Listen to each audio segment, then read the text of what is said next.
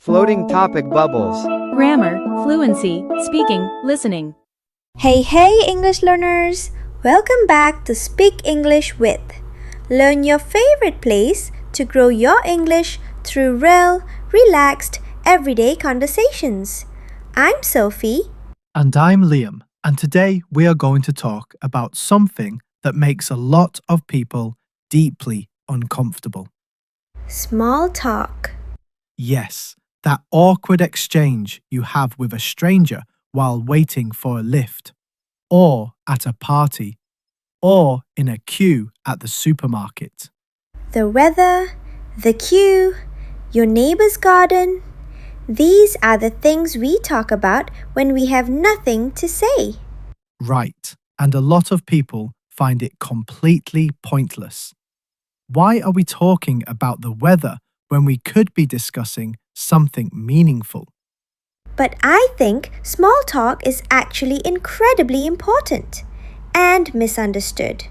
It is not pointless, it is foundational. Yes, exactly. Small talk is like the warm-up before the real exercise starts. It is the space where people figure out if they want to keep talking. It is the test. It is the feeling out. It is the mutual agreement that this conversation might go somewhere. And for English learners, small talk is incredibly valuable because it happens everywhere. At work, in shops, at social events, with new people. And it is often the very first time a native speaker hears you speak English. So it sets a tone. It creates an impression.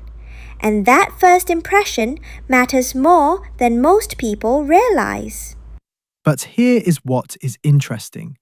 Small talk has rules. They are unspoken, but they are definitely there. And once you understand them, it becomes much less awkward.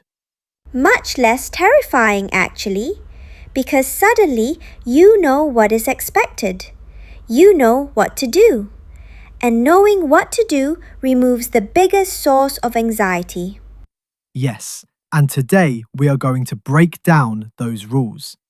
How to start a small talk conversation, how to keep it going, how to exit gracefully, how to make it feel natural instead of forced. This is a B2 level episode, so you will hear natural conversational English with plenty of useful vocabulary around social interaction, communication techniques, and everyday phrases. But do not stress if you do not catch every word. Just follow the meaning, the rhythm, the feeling of how these conversations actually flow. And later, we have our word tour, where we slow down and go through the most useful words and phrases from today clearly. So by the end, you will have not just understanding, but actual language you can use. Real small talk phrases that work. Phrases you can pick up and use tomorrow. Alright, so let's start with the most basic question. What even is small talk? Why do we need it? Good question. Small talk is a form of polite social interaction. It is conversation about non-controversial topics, usually things that are immediately present or universally relatable, like the weather, traffic, the event you are both at, something funny you both noticed. It is not personal, it is not deep, it is not supposed to be meaningful in the traditional sense. Right. It is more about tone than content. It is about signaling, I see you. You seem okay. I am willing to be in a shared space with you comfortably. We both exist here. This is fine. It is like a handshake. It is a gesture of goodwill and social acknowledgement. Exactly. And I think a lot of people skip it because they find it tedious or beneath them. But then they wonder why people do not really connect with them, because they jump straight to depth without the handshake first. You cannot go from 0 to 100. You need the gradual warming up. You need that moment where both people agree that this interaction is happening and that it is welcome.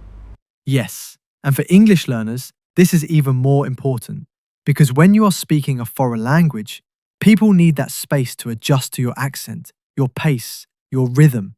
Small talk gives them that space without any pressure. It says, I am speaking English. You can expect me to. We are going to do this together. Let's start gently. Exactly. So small talk is not a waste of time. It is actually a very efficient tool for building comfort and safety in a social interaction. And the more comfortable people feel, the better the whole conversation goes, even the deeper parts. Comfort opens doors that pressure closes. Yes, comfort first, then depth. That is the right order. Always.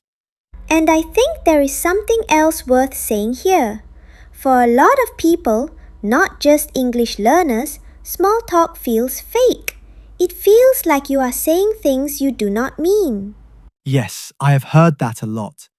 I do not want to talk about the weather because I do not actually care about the weather. Right, and I understand that. But I think that is a misunderstanding of what small talk is for. It is not about the weather. It never was. Exactly. The weather is just the vehicle. The actual message is, I acknowledge you. I am open to you. I am safe to talk to. Which is genuinely meaningful, even if the words themselves feel light. And once you shift your thinking from, this conversation is about the weather, to, this conversation is about creating a comfortable connection with another human being, suddenly it feels less fake and more purposeful. Much more purposeful. You are doing something real, even if the surface looks trivial. Okay, so we know what small talk is and why it matters. Now, how do you actually start one? What of the technique? The key is to comment on something that is immediately present, immediately visible, or immediately shared.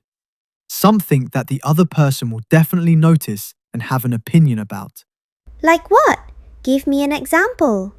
Well, if you are both waiting in a queue at a cafe, you might say something like, the queue is so long today, isn't it? Or, have you tried anything from here before? You are commenting on the shared present experience, not asking something personal or weird, just this thing we are both experiencing right now. Exactly. Or if you are at a party and you see someone standing alone looking at the photos on the wall, you might say, these photos are amazing, aren't they? Do you know the photographer? You are giving them an opening. You are saying, I noticed something. I thought you might want to talk about it. Are you interested in a brief exchange? And because you are commenting on something they are also noticing, they can naturally agree or add their own observation. It is very easy to respond to. There is no pressure on them. Because you are not putting them on the spot. You are not asking them something difficult or personal. You are just opening a door and leaving it entirely up to them whether they walk through it. Yes, the best small talk starters are observations. Well, they can be questions, but questions about the shared moment, not about the person themselves. So, how are you is not the best small talk opener because it is too generic. Everyone asks it. It feels obligatory. It almost does not count as a real question anymore. Right. It is the conversational equivalent of hi. It is a greeting, not really a small talk conversation starter. People answer it automatically, without thinking. But what do you think of this coffee? Or have you been to this area before? Those are real small talk openers. Those invite an actual response. Those give the person something genuine to react to. And notice neither of those is about the person. They are about the coffee. They are about the place. It is safe territory, neutral ground. which means the other person can answer without feeling exposed or under pressure. They are just sharing an opinion about coffee. That is easy. That is comfortable. Exactly. And here is the subtle genius of it. While you are discussing the coffee, you are actually building connection and rapport without either person feeling like that is what is happening. It happens underneath the conversation. It is elegant. It is not forced. And because neither person feels like they are being evaluated or put on the spot, both people relax. Yes, and once they have answered your comment about the coffee, now you have a natural opening to ask something slightly more personal. Maybe, so do you live around here? Or are you a regular here? You are slowly, gradually widening the circle, moving from the immediate environment to broader context to eventually maybe something a bit more personal. Right, but notice you are not rushing. You are not jumping 3 steps ahead. Each question only moves slightly beyond where you already are. Because if you go too fast, the other person can feel overwhelmed. They can feel like the conversation is getting too intense too quickly. And then they start looking for an exit, which is the opposite of what you want. So, patience is actually part of the technique, enjoying each small step rather than racing toward depth. And this brings us to the next important thing: how to read the signals. How do you know when to go deeper and when to hold back? Because this is where a lot of people get it wrong. They either move too fast or they do not move at all, and the conversation stalls. Right, so the signal you are looking for is engagement. Are they actually engaged, or are they just being polite? And there are some very clear signs. If someone is giving you very short answers, just yes or no or maybe, and not adding anything of their own, that is a signal. They are being polite, but they are not particularly interested in continuing. Right, polite but brief is an exit signal. You acknowledge it, you do not push, you wrap up gracefully. But if someone is giving you longer answers, adding their own details, asking you questions in return, that is an engagement signal. That means I am interested, keep going. Exactly. The questions they ask you back are actually the most important signal. If someone asks you something about yourself in the middle of a small talk conversation, that means they want to know more about you. They are invested. And that is when you can start to gradually move towards something a bit more personal, a bit more specific, a bit more real. And for English learners, this skill of reading signals is actually very transferable. Because once you can read a social situation in English, you become a much more confident and natural speaker overall. Because confidence in conversation is not just about vocabulary or grammar, it is about reading the room, knowing what the situation needs, and responding to that rather than just following a script. Yes, a script gives you words, but reading the room gives you timing, and timing is everything. That is such a good point. You can have the perfect words but say them at the wrong moment and they fall flat. Exactly. And in small talk, timing is especially important because the whole interaction is often very brief. You have maybe 3 to 5 minutes, sometimes less, so every exchange matters. Okay, so we have talked about starting small talk and keeping it going. But what about when you run out of things to say? Because that happens, even to native speakers. Oh, it absolutely happens. The silence arrives, the momentum drops, and suddenly both people are looking at their shoes. Which is uncomfortable for everyone. So what do you do? The first thing is to not panic. A brief pause in conversation is completely normal. You do not need to fill every single second. In fact, Rushing to fill the silence with anything often makes things worse. Because you end up saying something that feels random or forced, and that creates more awkwardness. Right. So first, breathe. Pause is okay. But if you want to restart the conversation, there is always the environment. There is always something around you to comment on. Always. This place is really nice, isn't it? Or, have you tried anything else here? Or, it is getting quite busy now. There is always something in the immediate environment to observe. And that is the beauty of using the environment. It is always there. You do not have to prepare it in advance. You just have to notice what is around you. And for English learners, this is actually a really comforting technique. Because if you are in a situation where your vocabulary runs out or you forget a word, you can always redirect to an observation about the environment to keep the conversation moving. It is like a reset button. Anytime the conversation stalls, look around, notice something, comment on it. Simple, effective, natural. And the other technique when you get stuck is to ask a follow-up question based on something the other person already said. If they mention they came from another city, you can ask, "Oh, what brought you here?" Or, "Do you prefer it here or there?" You are using their own words to generate the next question, which means you do not have to invent anything new. They already gave you the material. Exactly. And it also makes the other person feel heard. Because you are showing that you were actually listening, not just waiting for your turn to speak. Which is one of the most powerful things you can do in any conversation, small talk or not. Yes, genuine listening is rare and people feel it immediately. When someone truly listens to you, you want to keep talking. You feel comfortable. You feel valued. And for English learners, active listening actually also helps you with comprehension. Because when you are focused on what the person is saying, you catch more. You understand more.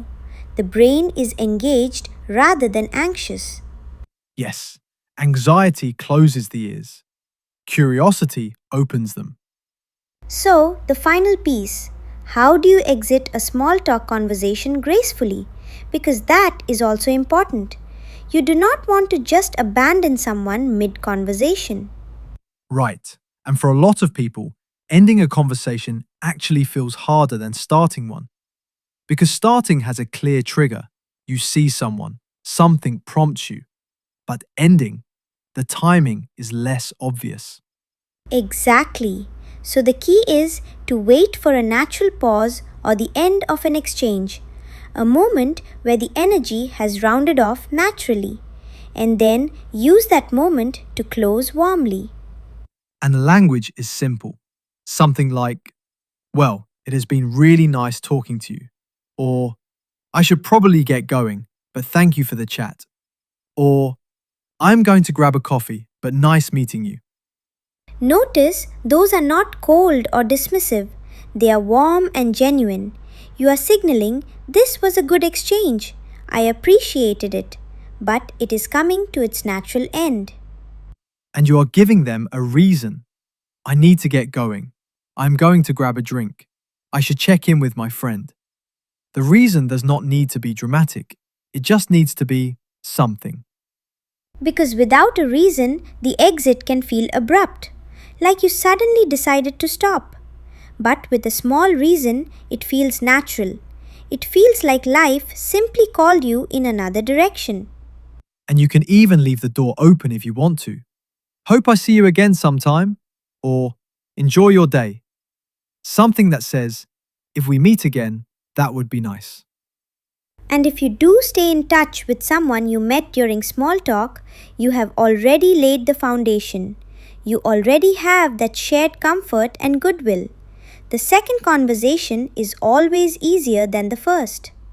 Yes, because the first conversation is about establishing safety. The second one is about building on it. Small talk is like the first stitch in a piece of fabric.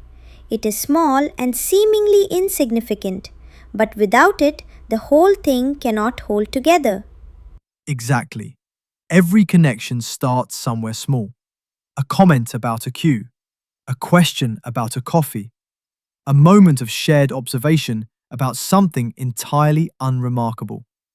And from those tiny moments, real relationships can grow if both people are open to it. Which is why dismissing small talk as pointless is such a mistake. You never know where it leads. You genuinely never know. Some of the most important connections in people's lives started with something as simple as, "Nice weather today, isn't it?" Or, have you been waiting long? Or, "These are great sandwiches." Yes, the content is never the point. The contact is the point. I think that is a really beautiful way to look at it, and I hope it shifts something for anyone who has been avoiding small talk because it felt fake or pointless. Yes, because it is not fake. It is actually one of the most human things we do. This small, daily ritual of acknowledging each other, of saying, you exist, I exist, and we are sharing this moment. That is not trivial. That is actually quite profound when you think about it. And for our English learners, remember that every small talk conversation you have in English is practice, real practice, in real conditions, with real feedback from real people. And you will get better every single time. The anxiety shrinks a little. The words come a little faster. The silences feel a little less uncomfortable. And one day, you will realize I am doing this naturally, without thinking, without rehearsing, without fear. And that is the goal. Not perfection, just ease, just naturalness, just the ability to walk into a room and connect with the people in it. Yes, and small talk is the door to all of that. Small talk is the door. Real effort, real presence, real connection. That is always enough. And actually, before we close, I want to say one more thing about confidence, because I think confidence and small talk are deeply connected. Yes, say more. Well, a lot of people think that confident people are just naturally good at small talk, like it is a personality trait they were born with. Some people have it, some people do not. But that is not true at all, is it? Not even slightly. Most confident communicators were not born that way. They practiced. They had awkward moments. They said the wrong thing at the wrong time. They experienced the silence. And they kept going anyway. Which means small talk confidence is built, not given. It accumulates through experience. Exactly. And the interesting thing is, every time you try, even if it does not go perfectly, you are adding to that accumulation. You are making the next attempt slightly easier. Because your brain is updating its understanding of what happens when you try. And usually, what happens is not as bad as you feared. Right. The fear is almost always bigger than the reality. You imagine disaster. You get an ordinary conversation. And ordinary is actually wonderful. Ordinary means a normal human interaction happened.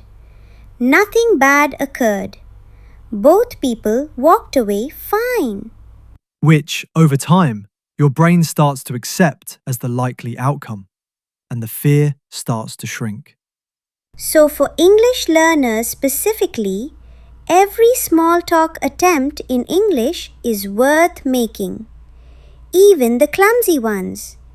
Even the ones where you ran out of words. Even the ones where you forgot the phrase you needed. Because the person you were talking to almost certainly appreciated the effort, and your brain learned something from the experience. Both of those things are real wins. Every attempt counts. Every attempt builds something. And the version of you 6 months from now who does small talk easily and naturally in English. That version exists because of all the imperfect attempts you made between now and then. That is such a hopeful way to think about it. I think so too. Progress is invisible day to day, but it is always happening. Always. You just have to keep showing up and trust that the showing up is doing something, even when you cannot see it. Because language learning, like most worthwhile things, is not a straight line. It goes up and down. Some days feel easy. Some days feel impossible. But the overall direction, if you keep going, is always forward, always upward. And small talk is one of the most honest measures of that progress. Because it is real, it is live, it is happening in the moment with another human being who is not pretending and not testing you. They are just talking. And when you can hold your own in that moment, comfortably, naturally, warmly, that is real fluency. That is language actually working. Not language being performed, language being lived. Yes, that is the difference. And that is what we are all working toward. Take care of your English, everyone. And take good care of your heart. This is Sophie. And this is Liam. And you have been listening to Speak English with Learn. See you in the next episode.